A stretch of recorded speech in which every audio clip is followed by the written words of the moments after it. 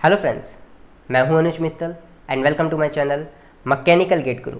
Friends, हमारी engineering mathematics की video series चल रही है गेट और इंजीनियरिंग सर्विस एग्ज़ाम के लिए। ये है उसकी वीडियो नंबर 2। फर्स्ट वीडियो में हम लोगों ने कवर किया था matrices and types of matrices. अब देखते हैं फ्रेंड्स डिटर्मिनेंट क्या होता है।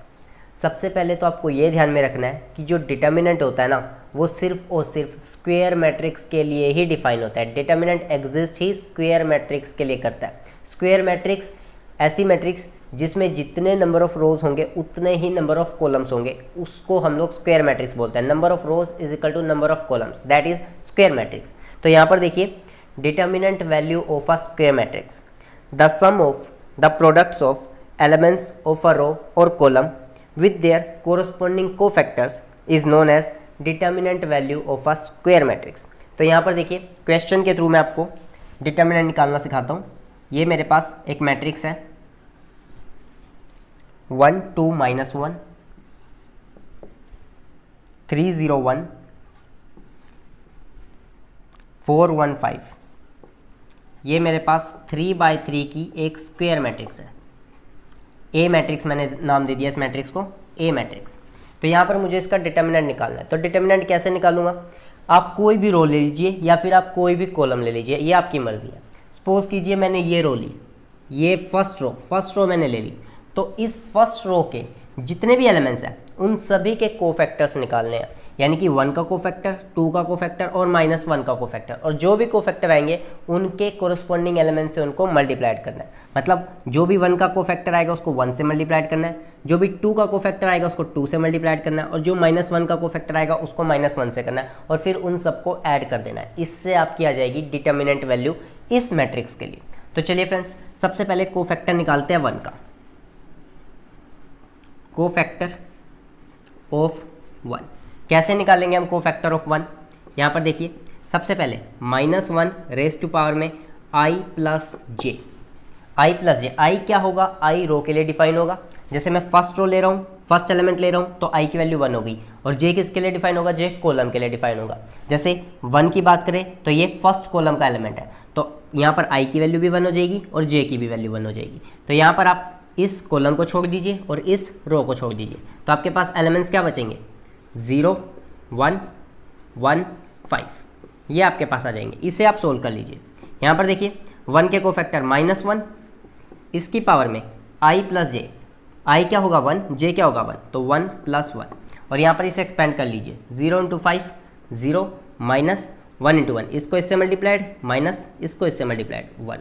तो यहाँ पर देखिए, -1 की पावर में क्या इवन नंबर है, तो यहाँ से +1 निकल कर आएगा, और ये 0 -1 -1, तो 1 का कोफैक्टर कितना निकल कर आया? -1। सिमिलरली अब इस 2 का कोफैक्टर निकाल लीजिए, कोफैक्टर ऑफ 2। तो यहाँ पर -1 रेज टू पावर में सिमिलरली i प्लस जे। अब ये क्या है? ये फर्स्ट रो है, तो i की वैल्यू हो गई 1 प्लस उसके बाद जे क्या है? ये कॉलम कौन सा है? सेकेंड कॉलम है, तो यहाँ पर हो जाएगा 2। उसके बाद फिर से ये कॉलम छोड़ दीजिए, ये रो छोड़ दीजिए, तो आपके पास क्या आया? 3 4 1 5, 3 4 1 5। तो यहाँ पर -1, अब -1 की पावर में कितना आया? 3 ओड नंबर है, तो यहाँ से माइनस आ जाएगा। 3 × 5 15 माइनस 4 × 1 4, तो यहाँ से ये कितना हो गया? 15 - 4 11, 11 × -1 माइनस का 11। तो फ्रेंड्स, यहाँ पर 1 का कोफैक्टर हमारे पास कितना आ गया? -1 आ गया, और 2 का कोफैक्टर हमारे पास कितना आ गया? -11। चलिए मैंने साइड में लिख देता हूँ, और हम फिर निकालते हैं कोफैक्टर ऑफ -1।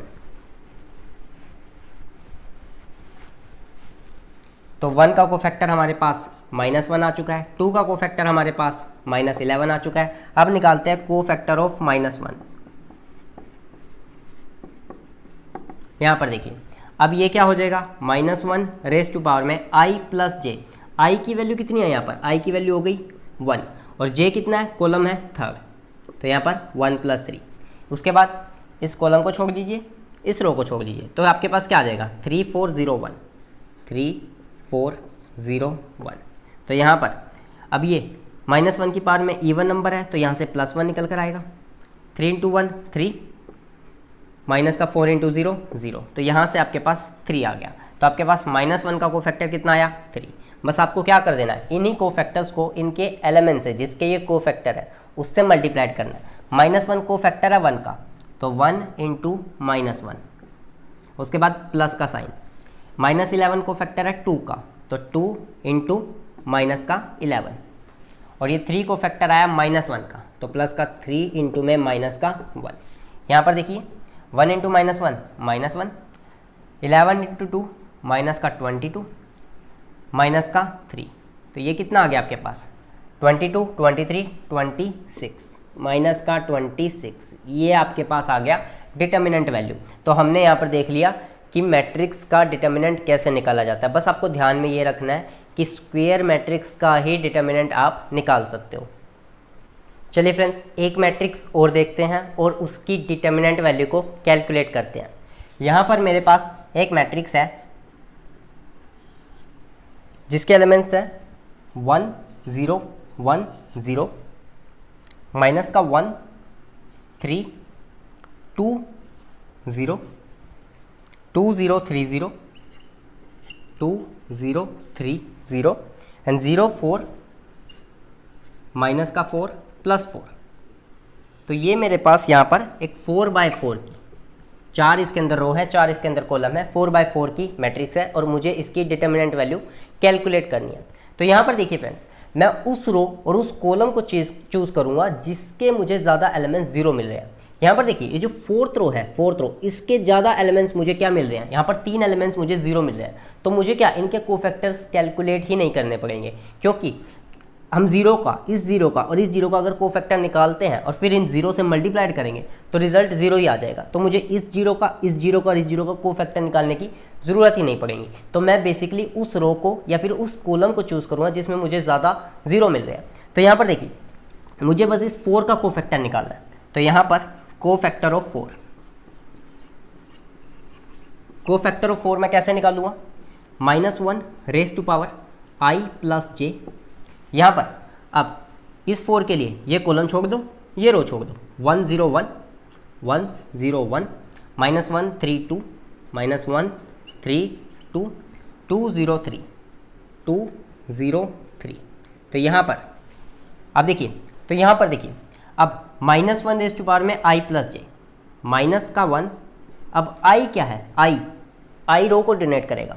ये मेरे पास ये जो कोफैक्टर 4 है, ये हमारे पास कौन सी रो है, 1 2 3 4, 4th रो हो गई, और कॉलम कौन सा हुआ 1 2 3 4, 4th हमारे पास कॉलम हो गया। इसको एक्सपेंड कर लीजिए। यहाँ पर सबसे पहले 1, ये आप कॉलम छोड़ दीजिए, ये रो छोड़ दीजिए, 3 इंटू 3 9, -0, फिर -1 है तो +1 हो जाएगा।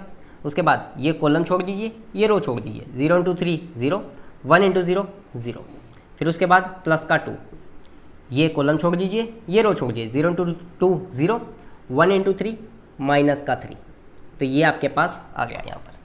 तो -1 रेज़ टू पावर, देखिए 4 + 4 8, ये इवन नंबर है तो यहाँ से +1 बाहर आएगा। और यहाँ से देखिए 9 - 0, ये हो गया 9, +1 इंटू 0 0, 3 इंटू 2 6, माइनस का 6। तो ये आपके पास आ गया 3। ये निकला है मेरे पास 4 का कोफैक्टर। अब इस कोफैक्टर को उसी एलिमेंट से मल्टीप्लाइड करना है जिसके कोफैक्टर है। ये जो 3 कोफैक्टर आया, ये 4 का कोफैक्टर आया, तो मुझे इसी से मल्टीप्लाइड करना होगा। मैंने 0 का कोफैक्टर कैलकुलेट नहीं किया, इस 0 का कोफैक्टर कैलकुलेट नहीं किया, इसका कोफैक्टर कैलकुलेट नहीं किया, क्योंकि जब मैं इनको इससे मल्टीप्लाइड भी करूँगा ना तो मेरे पास रिजल्ट फिर से 0 आ जाएगा। तो मैंने सिर्फ 4 का कोफैक्टर निकाला, 3 आया, और इसको मल्टीप्लाइड कर दीजिए। तो एज का जो डिटर्मिनेंट हो जाएगा, इस मैट्रिक्स का डिटर्मिनेंट हो जाएगा 4 × 3 दैट इज़ 12। ये इस मैट्रिक्स का डिटर्मिनेंट हो जाएगा।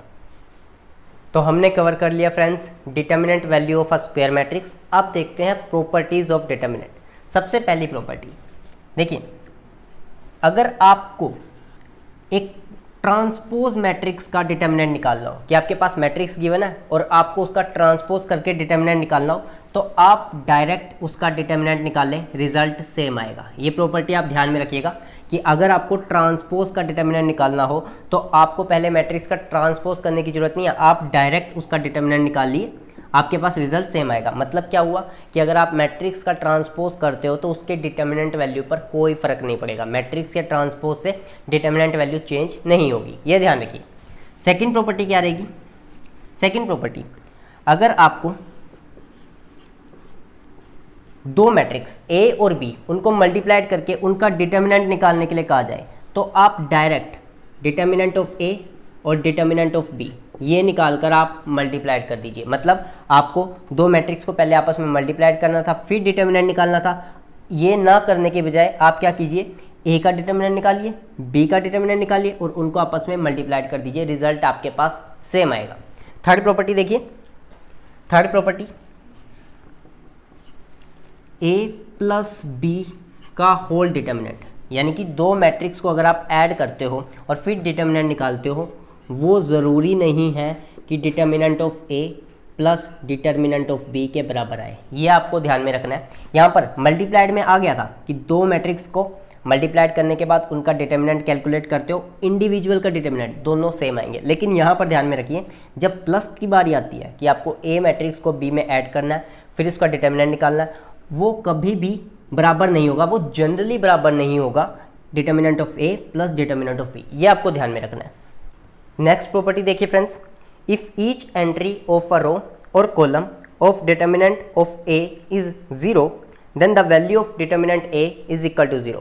यहाँ पर देखिए, अगर आपके पास कोई मैट्रिक्स ए गिवन है, ए मैट्रिक्स गिवन है और उसके एलिमेंट्स है 2 3 4 5 6 7 0 0 0, तो यहाँ पर देखिए इस मैट्रिक्स के एक रो के सारे एलिमेंट्स क्या है, 0 है, तो इसकी जो डिटर्मिनेंट वैल्यू होगी ना वो आपके पास 0 निकल कर आएगी।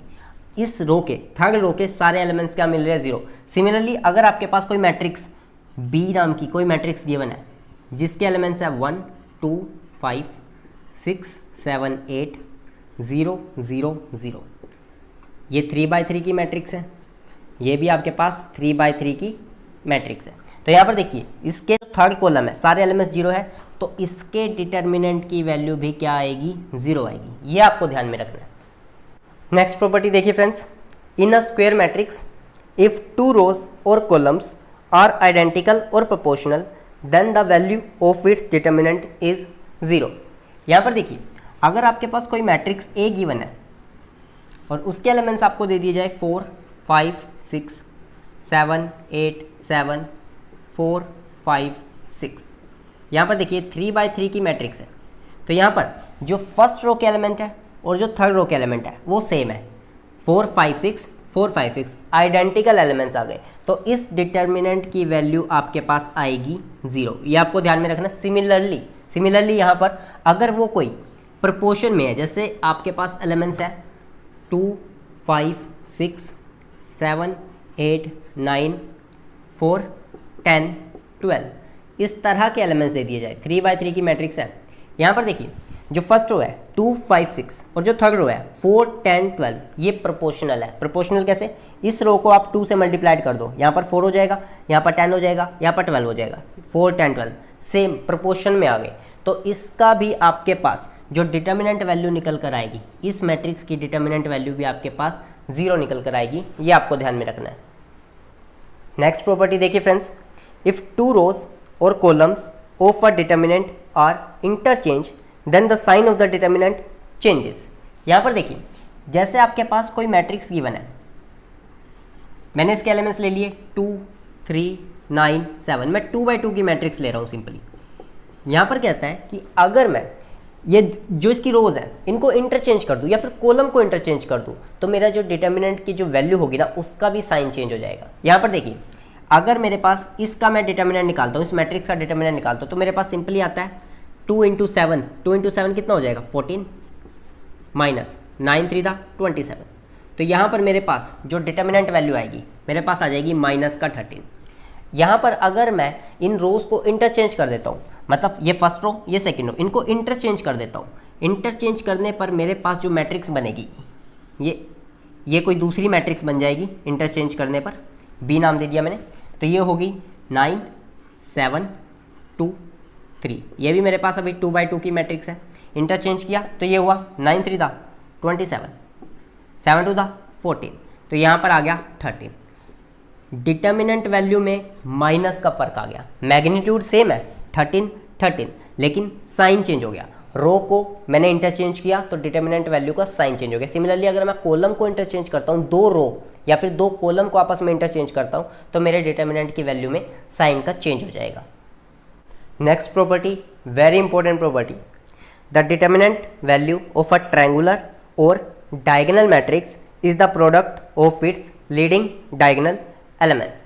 आपके पास अगर कोई मैट्रिक्स गिवन हो, ट्रायंगुलर मैट्रिक्स गिवन हो या फिर डायगोनल मैट्रिक्स। ट्रायंगुलर मैट्रिक्स दो तरह की मैंने आपको बताई थी, एक अपर ट्रायंगुलर मैट्रिक्स और एक लोअर ट्रायंगुलर मैट्रिक्स। तो ट्रायंगुलर मैट्रिक्स या फिर डायगोनल, देखिए डायगोनल एलिमेंट्स जैसे होगी 3 5 6, नीचे के एलिमेंट्स 0 है, ये वाले एलिमेंट्स 0 है, ये कोई भी एलिमेंट्स हो गए 4 5 8।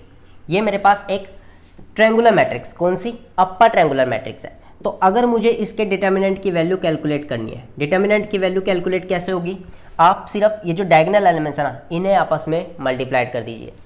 3 × 5 15, 15 मल्टीप्लाइड बाय 6 90, तो ये इसके डिटर्मिनेंट की वैल्यू हो जाएगी। सिमिलरली अगर ये एलिमेंट्स ये भी 0 होते ना, ये भी 0 होते, ये भी 0 हो गया, ये भी 0 हो गया, ये भी 0, अब ये बन गई प्रिंसिपल डायगोनल मैट्रिक्स। सिर्फ डायगोनल एलिमेंट्स है, बाकी सारे नॉन डायगोनल एलिमेंट्स क्या है, 0। तो यहाँ पर भी तभी भी आपको सिर्फ डायगोनल एलिमेंट्स का ही प्रोडक्ट करना है। आपके पास जो डिटर्मिनेंट आएगा सिर्फ डायगोनल एलिमेंट्स को, प्रिंसिपल डायगोनल एलिमेंट्स को मल्टीप्लाइड करने पर ही डिटर्मिनेंट की वैल्यू आ जाएगी। तो ये बहुत इंपॉर्टेंट प्रॉपर्टी है। Next property, the determinant value of a skew symmetric matrix of odd order is always 0। अगर आपके पास कोई skew symmetric matrix odd order की हो, ओड ऑर्डर मतलब जैसे 3/3 की हो गई, 5/5 की होगी, 7/7 की होगी, तो ऐसे स्क्यू सिमेट्रिक मैट्रिक्स के डिटर्मिनेंट की वैल्यू हमेशा 0 आएगी। यहाँ पर देखिए, अगर कोई ए मैट्रिक्स आपको दे दी जाए, skew symmetric matrix, skew symmetric matrix के जो डायगोनल एलिमेंट्स होते हैं वो 0 होते हैं, आपको ध्यान में रखना है। स्क्यू सिमेट्रिक मैट्रिक्स के डायगोनल एलिमेंट्स 0 होंगे। जो एलिमेंट्स यहाँ पर होगा, यहाँ पर अगर 2 है तो यहाँ पर -2 होगा, यहाँ पर अगर 3 है तो यहाँ पर -3 होगा, यहाँ पर अगर -5 है तो यहाँ पर 5 होगा। साइन चेंज होते हैं, मैग्नीट्यूड सेम रहेगा यहाँ पर और साइन चेंज होते हैं। तो ये स्क्यू सिमेट्रिक मैट्रिक्स 3/3 की स्क्यू सिमेट्रिक मैट्रिक्स है, ओड ऑर्डर की है, तो इसके डिटर्मिनेंट की वैल्यू 0 आएगी। एक बार चेक कर लेते हैं, चलिए एक बार निकालते हैं इसका डिटर्मिनेंट। सबसे पहले 0 लेंगे, 0 का कोई लेने का फ़ायदा नहीं है। उसके बाद -2, ये कॉलम चला गया, ये रो चली गई, -2 × 0 0, फिर दिस इंटू दिस, 5 3 दा 15, उसके बाद +3, ये कॉलम चला गया, ये रो चली गई, 2 × 5 -10, 3 × 0 0 ही आ जाएगा। तो यहाँ पर देखिए 15 मल्टीप्लाइड बाय 2 +30, ये आ गया -30, तो ये आपके पास डिटर्मिनेंट की वैल्यू आ गई 0। तो आपको ध्यान में रखना है, जब भी आपके पास स्क्यू सिमेट्रिक मैट्रिक्स होगी और ओड ऑर्डर की होगी तो उसके डिटर्मिनेंट की वैल्यू हमेशा 0 होगी। नेक्स्ट प्रॉपर्टी देखिए friends, the determinant value of an orthogonal matrix is always either 1 और -1। जो ऑर्थोगोनल मैट्रिक्स के जो डिटर्मिनेंट की वैल्यू होगी या तो वो 1 होगी या फिर -1 होगी, ऑलवेज। ऑर्थोगोनल मैट्रिक्स क्या होती है, अगर किसी मैट्रिक्स, कोई ए नाम की मैट्रिक्स है, उसे उसके ट्रांसपोज से मल्टीप्लाइड कर दिया जाए और वो आइडेंटिटी मैट्रिक्स के बराबर आ जाए तो वो मैट्रिक्स होगी ऑर्थोगोनल मैट्रिक्स। ठीक, एक मैट्रिक्स को उसके ट्रांसपोज से मल्टीप्लाइड किया तो वो आइडेंटिटी मैट्रिक्स बन गई। मुझे इसका डिटर्मिनेंट कैलकुलेट करना है तो मैंने डिटर्मिनेंट ले लिया, डिटर्मिनेंट ऑन बोथ साइड। अभी मैंने आपको थोड़ी देर पहले प्रॉपर्टी बताई थी कि अगर आपके पास इस तरह का a × b का डिटर्मिनेंट निकालना हो तो a का डिटर्मिनेंट अलग कर लीजिए और b का डिटर्मिनेंट अलग कर लीजिए, रिजल्ट आपके पास सेम आएंगे। तो सेम यही प्रॉपर्टी हम लगाएंगे यहाँ पर, a × a का ट्रांसपोज, a का डिटर्मिनेंट और a ट्रांसपोज का डिटर्मिनेंट किसके बराबर, आइडेंटिटी मैट्रिक्स का अगर आप डिटर्मिनेंट कैलकुलेट करते हो तो वो आपके पास 1 आ जाता है। तो यहाँ पर देखिए a × a का ट्रांसपोज, यहाँ पर अभी मैंने एक प्रॉपर्टी आपको और बताई थी कि a ट्रांसपोज का डिटर्मिनेंट बराबर होता है डिटर्मिनेंट ऑफ a के बराबर। तो यहाँ पर मैंने वही प्रॉपर्टी लगाई, डिटर्मिनेंट ऑफ a, और a ट्रांसपोज का डिटर्मिनेंट हो जाएगा determinant of a which is equal to 1। Determinant of a ये हो जाएगा डिटर्मिनेंट ऑफ a का square which is equal to 1, और a का डिटर्मिनेंट क्या आ गया, +-1। a यहाँ पर एक ऑर्थोगोनल मैट्रिक्स है तो इसके डिटर्मिनेंट की वैल्यू या तो आएगी 1 या फिर -1। Next property, the determinant value of an idempotent matrix is always either 0 और 1। आइडेम्पोटेंट मैट्रिक्स क्या होती है कि अगर आप किसी मैट्रिक्स का स्क्वायर करते हो और फिर से आपके पास वही मैट्रिक्स आ जाए तो ऐसी मैट्रिक्स को हम आइडेम्पोटेंट मैट्रिक्स कहते हैं। और आइडेम्पोटेंट मैट्रिक्स के डिटर्मिनेंट की वैल्यू हमेशा हमेशा या तो 0 होगी या फिर 1 होगी, आइदर 0 और 1। ये प्रॉपर्टी आपको ध्यान में रखनी है।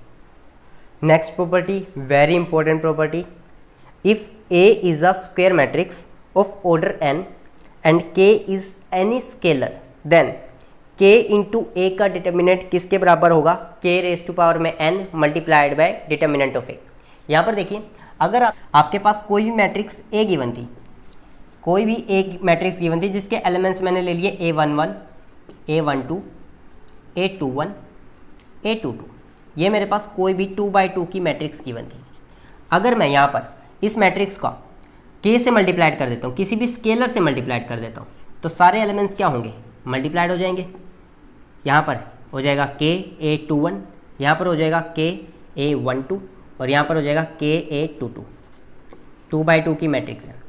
अब मुझे अगर इस मैट्रिक्स का डिटर्मिनेंट निकालना है, K A का डिटर्मिनेंट निकालना है, तो मैं किस तरह डिटर्मिनेंट निकालूंगा? यहाँ पर देखिए, इस रो से भी K बाहर आएगा और इस रो से भी K बाहर आएगा, तो आपके पास K स्क्वेयर बाहर आ जाएगा। और अंदर क्या रह जाएगा? अंदर आपके पास रह जाएगा A11, A12, A21 और A22, इसका डिटर्मिनेंट हो जाएगा।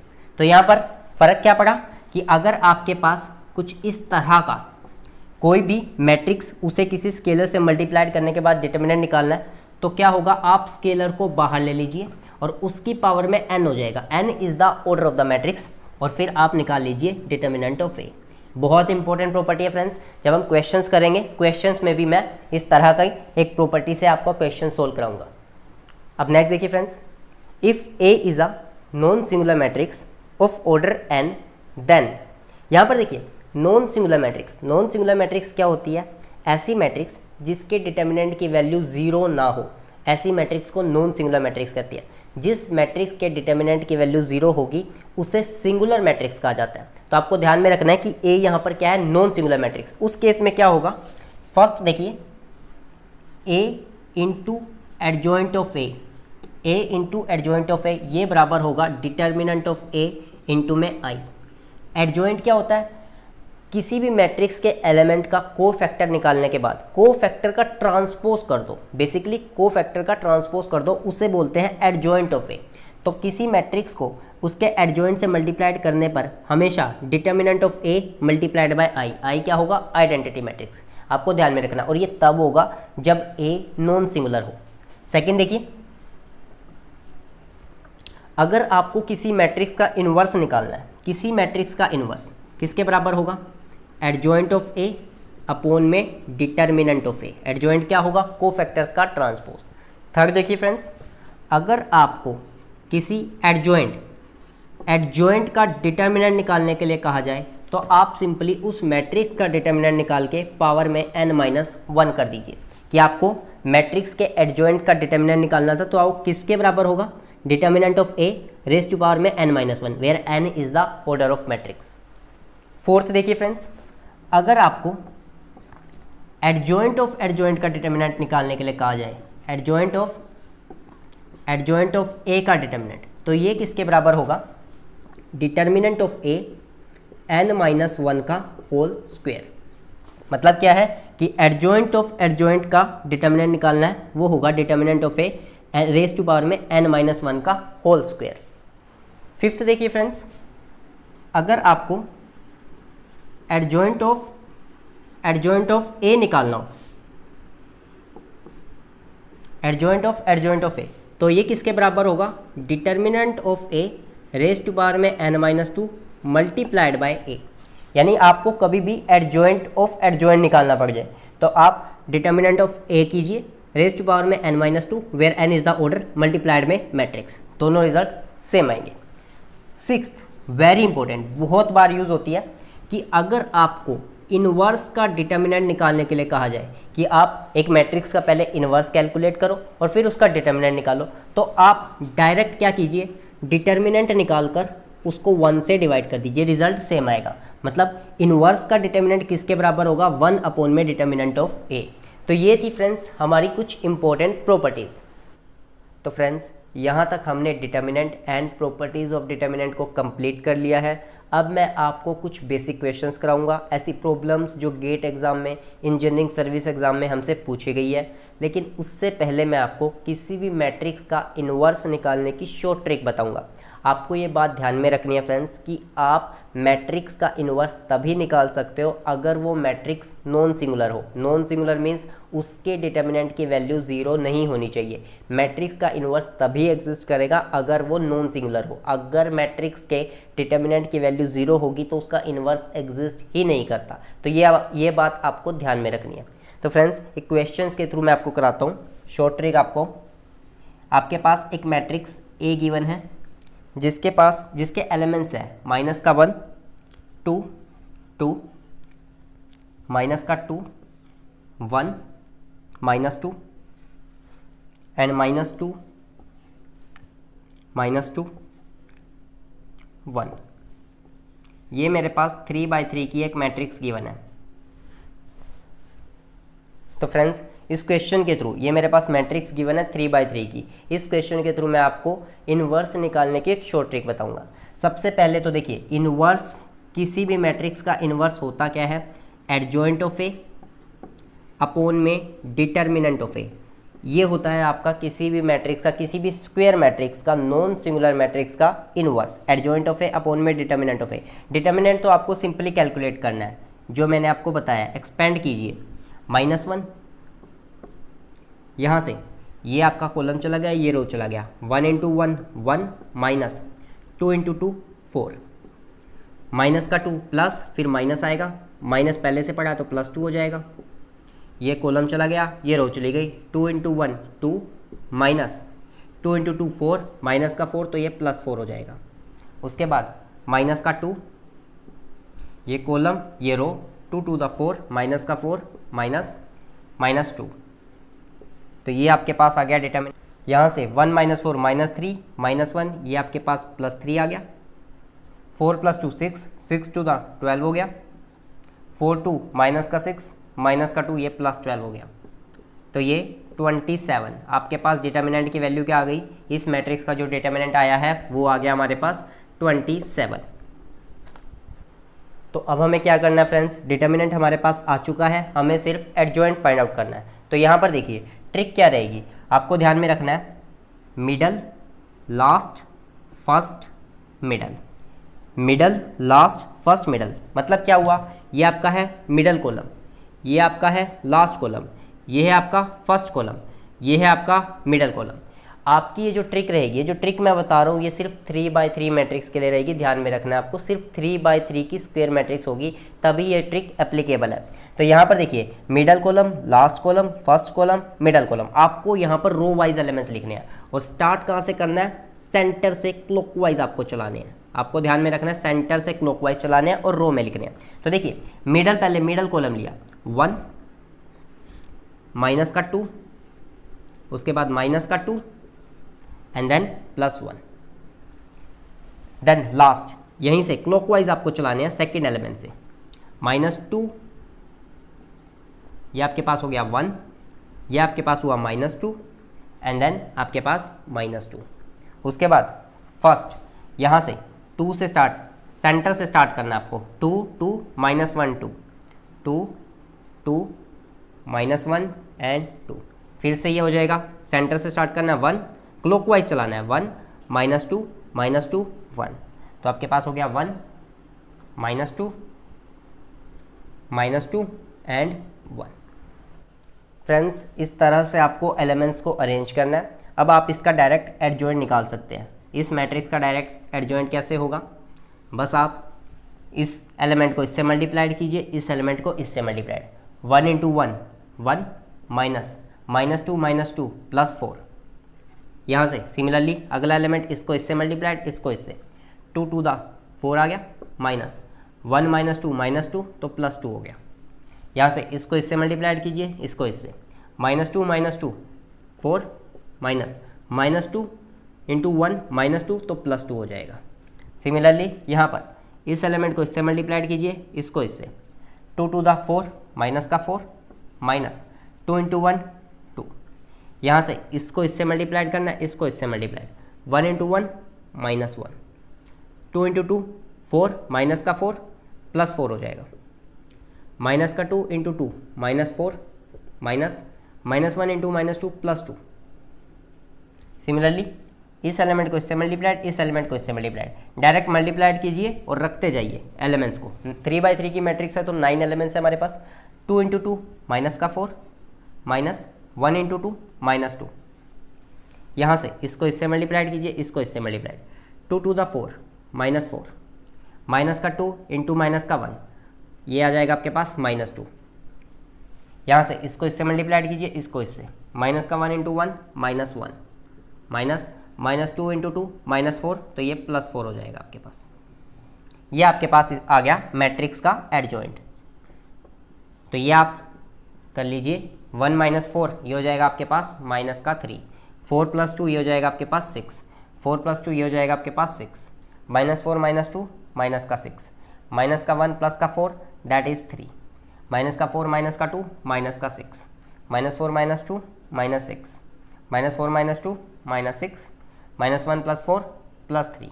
तो ये आपके पास 3/3 का मैट्रिक्स का एडजॉइंट आ गया।